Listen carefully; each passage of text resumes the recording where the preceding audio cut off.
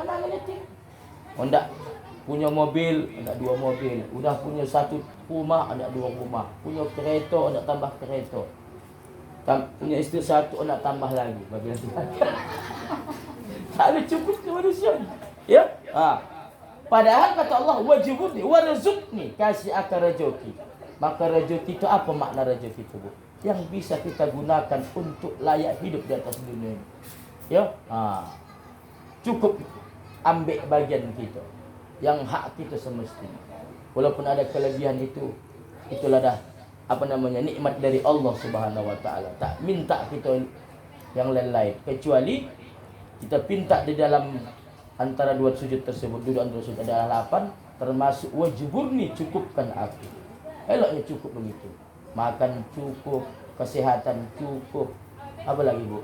Waktu cukup, anak-anak cukup, suami cukup. Daripada berlebih, Bu. Berlebih. Ada hak tu, ada omas, ada secuci tangan tu, jenggot udang, apa lagi, pacet ponyang, simpan di balik lemari atau di dalam lemari bawah bantal. Simpan. Binti bapak tu memanglah. Binti memang. Kemana ya omas mandiang ni, Dek? Apa lagi? Capek kakak tu menyimpannya di dalam lemari. Begitu meninggal kakak kami tu larikan abang tu kahwin tu. Memang. Jadi qanaah, hidup apa adanya. Makanya kita sudah diatur Allah rezekinya. Makhluk melata yang bertubuh kecil sekalipun itu sudah Allah atur rezekinya. Tak perlu lagi. Bagi Allah yang sudah mentakdirkan dia pula rezeki berlebih macam ada di antara jamaah kita ni, alhamdulillah. Maka itu sebetulnya bisa saja harta yang kita miliki itu sekaligus ujian bagi kita. Apakah betul harta itu dapat kita gunakan semestinya? Karena sifatnya harta itu adalah ada hak-hak orang-orang yang membutuhkan uluran tangan kita. Maka apa kata Allah? Ini saya sampaikan dalam khutbah hayat. Ya. Ara'aital ladzi yukadzibu biddin. Ya. Tahukah kamu siapa pendusta agama? Puasanya dusta, solatnya dusta, haji dan umrohnya dusta. Apa lagi? Seluruh amal ibadah dusta. Padzalikal ladzi yad'ul yatim. Berlanjut ayatnya, Bu, yaitu orang-orang yang selalu menganiaya anak yatim. Wala yahuddu ala ta'amil miskin, dan orang yang enggan memberi makan kepada fakir miskin. Hati-hati kita, Bu. Itu maknanya ara'aital ladzi yukadzibu biddin. Siapalah pendusta agama itu kata Allah. Siapa ya Allah? Hajinya dusta, umrohnya dusta, puasa Ramadannya dusta, solatnya dusta, baik wajib maupun sunnah. Seluruh puasa-puasanya, amal ibadahnya dusta. Yaitu orang-orang yang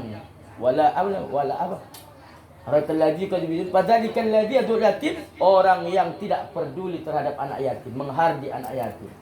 Ya, wala yahuddu ala ta'amil miskin, dan orang-orang yang tidak peduli dengan nasib anak-anak, orang-orang miskin. Maka apapun ibadah yang kita kerjakan, kalau andai kita tidak peduli dengan orang-orang yang ada di sekitar kita, anak yatim, fakir miskin, maka dipertaruhkan ibadah kita. Sama sekali itu nol di hadapan Allah Subhanahu wa taala. Nah, ibu-ibu yang mati Allah, kadang kita dari segi ekonomi aman, dari segi ikhlasnya kita, bukan ikhlas kita. Ikhlasnya kita, qanaahnya kita menerima apapun rezeki yang berikan Allah. Begitulah rezeki. Inilah yang ada ya, Dek. Ya, begitu nak gitu. Berapapun dibawa suami duit, mohon maaf. Kau yang 100.000 selama puasa, kita tahulah puasa. Ya kan, mohon maaf kalau maktab bapak yang model menarik betok atau saudara-saudara kita. Macam mana lah? Banyak anti dah pulang di becak, sama lah. Karena dia salah menawarkan siuhnya 6 puasa tu berpahala kata. Kalau tak tidurlah saya bilang sama jamaah. Tapi jangan disalah-salahkan, Pak. Ini yang ada, Dek, limpul. Terimalah. Kau nak awak sebagai isteri. Cukup ini, Bang. Cukuplah. Kau belikan saja ikan seekor tu cukup. Nak makan goreng. Bila nak makan goreng, cukup, dicukup-cukupkan. Adanya orang sekarang dari segi ekonomi bisa dia menerima, Bu. Dari segi fisik tak menerima. Ya Allah, kenapa kau ciptakan tubuhku ni kocik? Halus. Halus gitu. Dari segi ekonomi Dari segi apa namanya, pekerjaan suaminya, dia udah ikhlas 100% menerima. Tapi ada orang dari segi warna kulit tak menerima, dari segi fisik tak menerima. Baru saya sampaikan, Bu, segala sesuatu itu sudah ditakdirkan Allah. Tak ada lagi tertukar itu nikmat Allah. Kalau ada ditakdirkan Allah kecil, hitam, pendek, itu sudah takdir Allah. Kenapa? Karena segala sesuatunya pasti punya hikmah. Ya, lalat sekalipun Allah, nyamuk sekalipun Allah ciptakan berfungsi kan? Berfungsi. Kalau tak ada nyamuk, Bu, tak ada pabrik buat nyamuk. Ya kan, betul kan? Maka dalam Al-Quran kata Allah mencontohkan dalam Al-Quran, lupa ayatnya itu, yang kira-kira pahamnya, nyamuk sekalipun bermanfaat diciptakan Allah. Bayangkan ni, Bu. Siapa bilang nyamuk itu tak bermanfaat? Bermanfaat. Kalau tak ada nyamuk, kan? Apa namanya, pabrik ubat nyamuk kan tak akan berdiri, tak akan terbangun di negara kita, di Indonesia. Betul tidak? Padahal kalau kaji-kaji nyamuk itulah makhluk yang terpendek hidupnya. Ya, berapa jam? Kalau tak salah aku nyamuk tu umurnya cuma sehari. 24 jam. Lahir pagi meninggal malam. Kadang dia bisa meninggal sendiri, kadang-kadang ibu buat dia meninggal. Ibu tampak dia meninggal dia. Ya. Apa namanya? Ada manfaatnya, ada. Apa itu? Berdiri pabrik obat nyamuk. Cubalah tak ada nyamuk, tumpuh, Bu. Ya, bisa saja ada saudara di sana yang kerja di pabrik obat nyamuk tutup. Kenapa kamu? Tutup pabrik kami, Mak. Kenapa? Nyamuk tak ada lagi. Ya, ada hikmah. Kita pun yang diberikan Allah, fisik hitam ni ada manfaatnya. Ya, yang hitam-hitam tu jangan panas sorry. Tak takut panas. Warna putih-putih tu tengoklah panas hari, musim panas, takut panas. Sedikit berpayung, sedikit-sedikit apa namanya pakai bodak luluh ni, takut hitam. Yang pendek ni pun macam-macam kami ni, saya ni yang motor ada hikmah. Kenapa Ustaz bilang begitu? Ada. Apa contoh Ustaz? Contohnya ada. Kalau di kota orang senang berlari, Bu. Lewat jemuran bisa mau pondok. Tapi kalau tinggi tak sangkut. Tak sangkut di jemuran. Ya kan? Jadi yang kamu ada hikmahnya, mohon maaf, ada hikmah. Ya. Pertama keuntungan saya jelaskan, Bu. Kalau hilang di keramaian sonang jumpun. Ayah, mana mak? Kau tengok nang gomuk tu. Tidak mak kau. Mohon maaf ya. Ini nak mencontohkan kajian. Ya kan? Kemudian apa lagi? Tak mudah kau nak KDRT. Cubalah. Kau nak banting bapak tu, Ibu. Dia ibu banting dia dulu. Cubalah bang. Abang dulu tu banting. Kemudian kalau dikaji-kaji pada sampaikan orang yang agak gomuk ni penyayang. Sayang basi dimakan, sayang terbuang dimakan. Ya, tapi kalau apa pun kocik ni amat tak lalu lagi tu. Uncang pun dah kocik kau dia. Kan? Itulah dia. Jadi tak ada palah ruginya awak. Pokoknya qanaah lah kita. Qanaah dari segi rezeki yang diberikan Allah. Qanaah dari segi fisik yang diberikan. Ada orang kan, Bu, lahir. Tengok, Bu, kemarin yang acara apa itu yang 1000 NU tu. Tengok yang salah satu menyanyi solawat yang 4 orang tu. Tak bermatu. Ada kan nampak juga. Acara 1000 tahun NU tu. Wajar. Tak salah. Iya, tak bermatu budak tu. Tapi suara yang sodapan. Tak bermatu. Barulah aku tengok orang tak bermatu. Matunya tak ada sama sekali. Bukan buta, Bu. Tak ada. Tempat matunya pun tak ada. Kato. Ada, Bu. Siapa nama itu? Sekarang viral dia. Ya. Didapat beasiswa dia kabarnya. Entah dari presiden, entah dari menteri agama. Karena dia 4 orang untuk mengisi. Yang termasuk lagi. Yang anak-anak bersuara emas. Ya, termasuk yang hafiz Quran. Nah, ibu-ibu yang dimati Allah Subhanahu wa taala. Kemudian yang ketiga, kau tadi tanya tawaduk, qanaah wara, meninggalkan yang subhat atau yang samar-samar. Inilah, Bu. Apa contohnya nanti, Bu, akan datang tahun muka. Berapa bulan lagi? Tahun 2024. Kalau yang haram kita dah tahu. Ya, segala sesuatu yang haram pala, haram di zati, haram kena zatnya dah tahu lah kita kan. Kemudian haram cara mencarinya yang gawat. Ini pula hati-hati, jangan pala bangga ibu. Biasanya pula bapak tu menghantarkan duit ke rumah 100.000. Tiba-tiba adalah beberapa minggu kemudian dikasihnya ibu 500. Jangan kali ibu. Kita yang tidak sonyap. 6 punting ada, 6 punting cair. Tanya, Bu. Selaku istri yang soleha, kata Rasul, kata para ulama, kita harus kritis. Bang, ini tak pernah kajian begini, bang. Biasanya bang, mulailah kita berumah tangga, dulu bang kasa kulimpul, nek kan itu bang anak udah anak 100, ini belakangannya bang kasa kulim 500. Perlulah aku bang batanyo. Perlu kita bu, jangan itu diam saja. Ini kan ibu ini, namukah ini? Kan, nampunting cai ustaz tu. Tak tahu kamu dah kono gitu. Jadi itu awal kita tak ada salahnya bang. Aku senangnya hatiku bang, senangnya hati kami anak-anak abang ni. Abang punya rezeki biologi. Tapi kalau aku tengok belakangan ni abang begitu juga kerja bang. Kenapa bisa abang hari-hari ini mengkasih kami lobby? Kalau dijelaskannya begini ya dek, aduh abang mencari kerja tambahan. Tapi jangan kau gaduh, jangan kau khawatir. InsyaAllah halal ni. Itu baru sebagai istri yang soleh. Kenapa? Walaupun memang tidak ada tanggungjawab kita ibu terutama kepada suami. Karena kata Rasul, kami ni ya suami yang punya tanggungjawab sama istri. Kalau istri tak berjilbab, tak solat, tak ibadah, anak tak solat, tak ibadah, kita yang kono. Ya, tapi istri enak saja. Anda tak taat suaminya, anda tongkah suaminya, anda penyabu suaminya, cakapnya dan sebagainya. Istri tak tahu. Tetap kata Allah nanti, tadkhuluha bisalamin aminin. Masuk kau istri yang soleha tadi. Walaupun suaminya tongkah, dia tetap ibadah dengan surga. Tapi kutanya ibu, tega ibu masuk surga sendirian? Tidak kan? Maka kita selaku istri juga punya tanggung jawab, punya beban kepada suami. Walaupun memang tanggung jawab ibu itu bukan 100% hak mutlak kepada suami, melainkan juga harus hanya kepada anak. Tetapi tidak ada salahnya kita selaku istri soleha itu juga bisalah mengingatkan suami. Itu dikatakan watawasau bil haq watawasau bis sabr. Maka hati-hati kita bu untuk 2024 nanti. Ya, saya bilang tadi, tumben tak pernah sejarahnya ini Bu Jamilah, Bu Ajah, ini uang minyak untuk ibu tumben kau kasih uang minyak.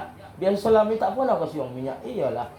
Ada maksud kau ni kan? Kau jelaskan dulu apa maksud kau. Tak ada apa-apa tu Bu Ajah. Uang minyak aja. Begitu bu. Ini tidak. Udah tahu juga tujuan dia. Iyalah. Terima saja. Yang penting duit. Gitu. Hati-hati kita, kritis kita. Kenapa? Karena kita tidak mau terjerembab ke dalam subhat. Apa makna subhat?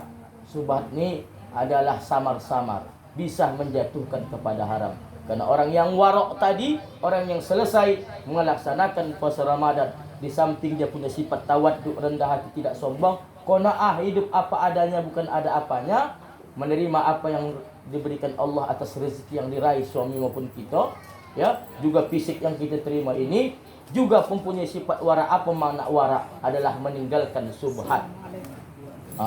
Yang keempat, terakhir bu, takwa tadi, yang itu adalah yakin. Hakul yakin kita dengan apa yang sudah menjadi ketetapan dan ketentuan Allah Subhanahu wa taala.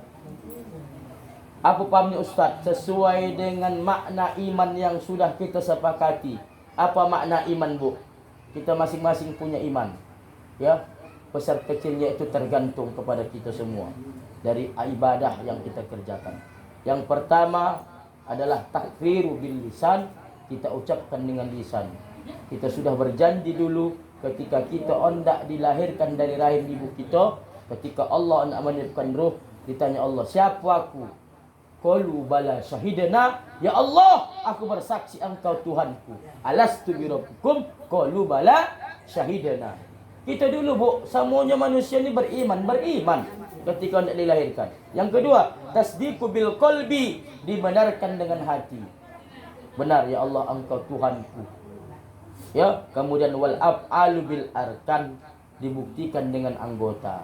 Kadang bu, kalau takbir bil lisan itu dah kita laksanakan dulu ketika nak lahir.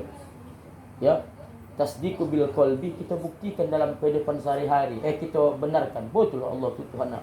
Tetapi yang susah membuktikan dengan anggota. Apa contohnya Ustaz? Buktinya di dalam Al-Quran, di dalam solat yang 17 rakaat kita baca setiap hari. 17 kali. Ya. Subuh dua kali kita baca Fatihah. Zuhur 4 kali. Asar nanti 4 kali, maghrib 3 kali, Isya 4 kali, 17 kali. Apa kita bilang situ, Bu? Iyyaka ayat kelima. Iyyaka na'budu wa iyyaka nasta'in. Hanya kepada Engkau ya Allah kami menyembah, dan hanya kepadamu ya Allah kami mohon pertolongan. Kalau persoalan menyembah Allah kita sudah pas, karena kita sholat. Tapi persoalan minta pertolongan nih, Bu. Betulnya kita kahang sholat, betulnya kita kahang menyembah Allah, tapi dalam prakteknya ketika kita punya persoalan dalam kehidupan kita sehari-hari, sekarang kita lupa mengadu sama Allah, lupa minta pertolongan sama Allah. Ngadunya ke mana, Bu? Ngadunya ke yang lain-lain. Padahal sudah jelas ketika kita dulu mau dilahirkan dari ibu kita, 3 sudah menjadi ketetapan Allah. Tak bisa kita ubah-ubah. Apa itu, Ustaz? Rajoki. Yang kedua apa, Bu? Jodoh. Yang ketiga maut, mati. Jadi tak usah lagi cari ke mana-mana. Jangan pula gagal kang anak gadis awak tak dapat jodoh, umurnya dah 40. Pun mulai laponi. Dikompori kawan, pergi kau dulu. Ada tu di Sungai Tampuhung, pandai menengok-nengok kan. Entah adanya hangal-hangalan anak gadis kau tu. Iya, macam mana nak dapat jodoh? Nak di rumah saya di Kuhung. Kan? Datanglah. Bah. Habis tu, Bu. Tolong tu tengokkan anak gadis tu, 40 tahun umurnya. Oh, belum ada satu pun nak malamah meminang dia. Tahu lambah dukun ni kan. Ini kalau aku tengok-tengok ni, Bu, petang-tawang, adanya jodohnya ni. 3 orang ni. Mana mbah, kau tak salah, aku mati dah semua. Dah mati. Walaupun anda ibu adalah satu lagi ni. Siapa mbah? Aku lah. Aku dukun tu pun punya jodoh. Dia tukang carikan jodoh, dia belum berjodoh. Tak usah tu. Minta sama Allah. Banyak minta sama Allah. Solat tahajud awak, solat istigharah, minta sama Allah. Ya? Mungkin ada kesalahan awak. Solat taubat diperbanyak, minta kepada Allah. Siapa lah elok kan minta doakan sama ulama. Datangi tuan-tuan guru kita yang soleh-soleh. Tak pun laki-laki, perempuan pun. Siapa kita rasa? Tak pun ustaz, Bu. Tak ada rasa kita di antara kita yang soleh, yang banyak dia zikirnya, banyak solat malamnya, itu masa solat. Karena nanti kita kaji, ada 6 rahasia Allah di atas bumi ini yang tak Allah tunjukkan, termasuk Allah merahasiakan Lailatul Qadar. Tak tahu. Ya, termasuk juga salah satunya Allah merahasiakan siapa wali-wali Allah. Di antara kita ni tak tahu kita siapa, antara ada di kita ni wali Allah. Ustaz, aku bahasa. Apa makna wali Allah tu? Dekat sama Allah. Kadang kita tengok secara fisik hebatlah kami bersorban mak ustaz di dekat sama Allah. Belum tentu, Bu. Bisa saja ibu lebih dekat sama Allah. Betul? Lewat apa, Ustaz? Lewat ibadah lah. Antara lebih rajinnya ibu tahajud daripada saya.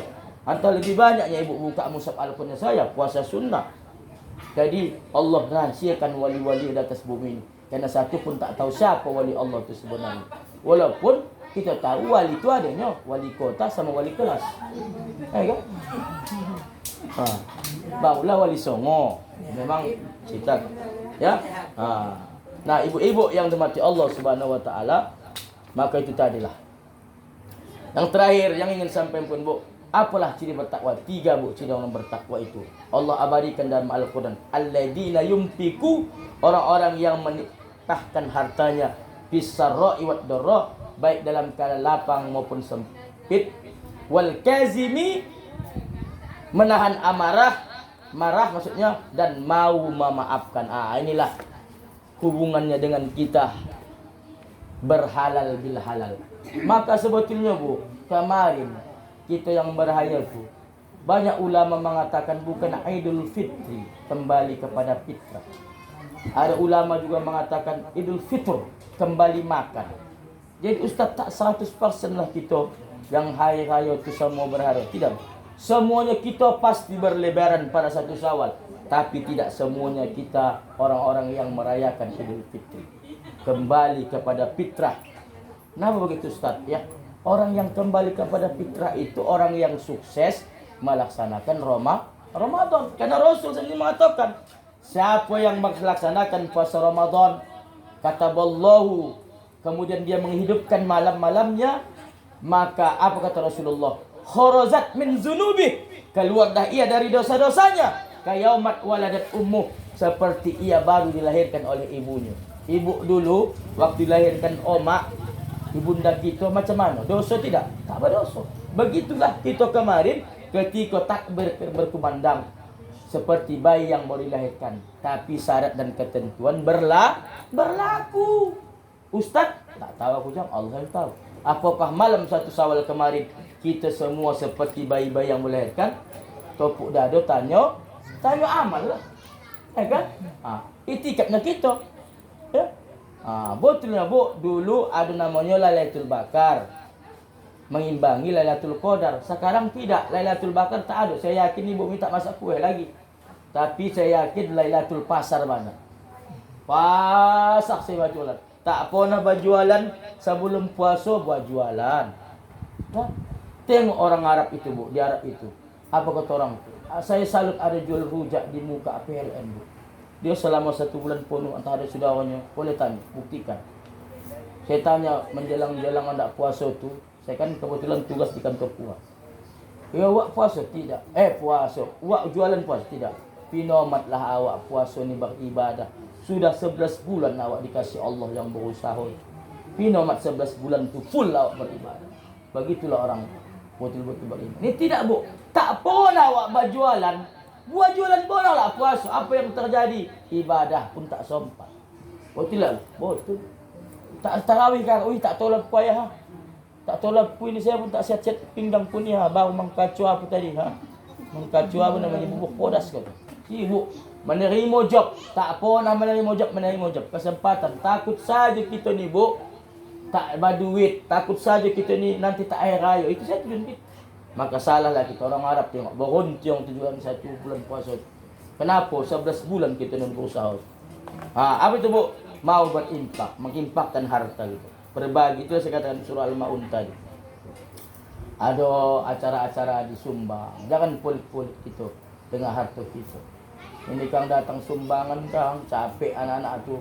Apa cara kamu ni hendak berbuat kegiatan Muharram ni lawak?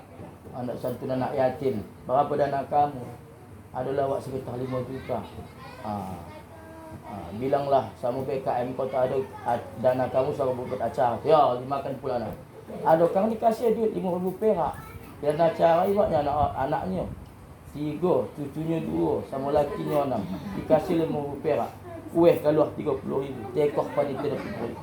Dan boleh kali kita. Berbagi kepada anak yatim. Kemudian menahan amarah.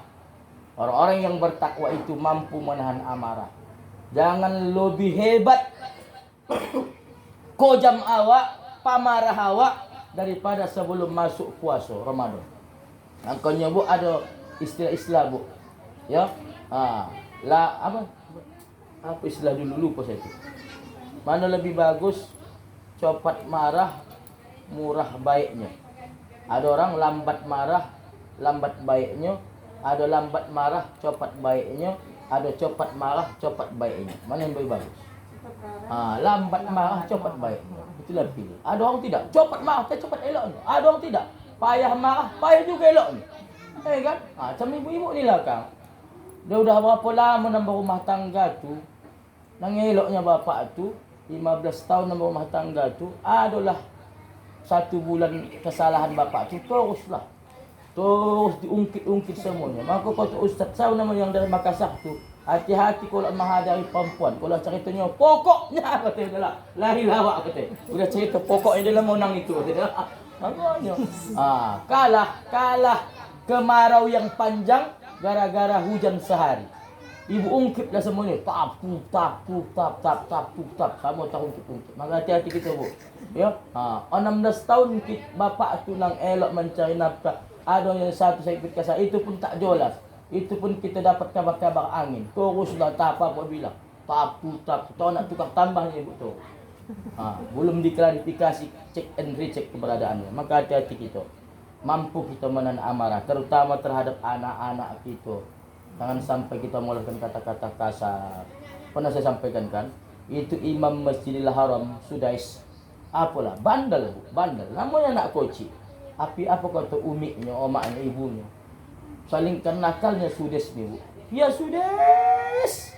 Mudah-mudahan semoga kau menjadi imam Masjidil Haram.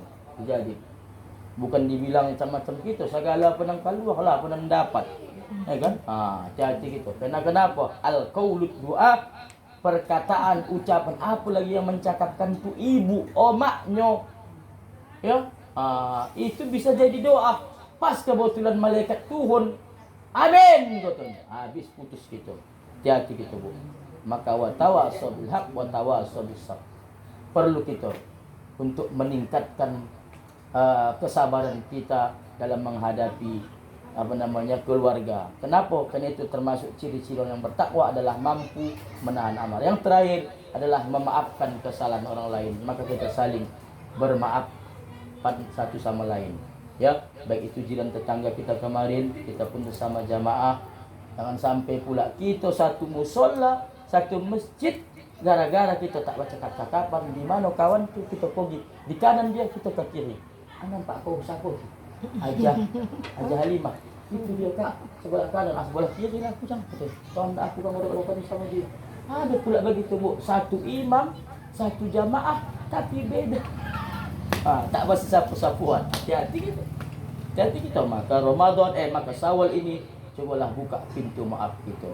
Siapa yang paling besar pahalanya? Adalah yang besar pahala orang yang memaafkan, minta maaf duluan. Bosan tidak amak, tak lalu ku jangan ayah, tak lalu ku banyak kali salah sama aku, tak ku maafkan dia itu seumur hidupku. Ya Allah. Maka bukalah pintu maaf kita. Itulah tadi Aidul Fitri, kembali kepada fitrah kita. Saya pikir ibu yang mati Allah, demikianlah yang disampaikan pada kesempatan yang mulai ini. Mudah-mudahan ada manfaat bagi kita semua, khususnya kepada Al-Fakir pribadi. Amin ya rabbal alamin wal afu minkum. Wassalamualaikum warahmatullahi wabarakatuh.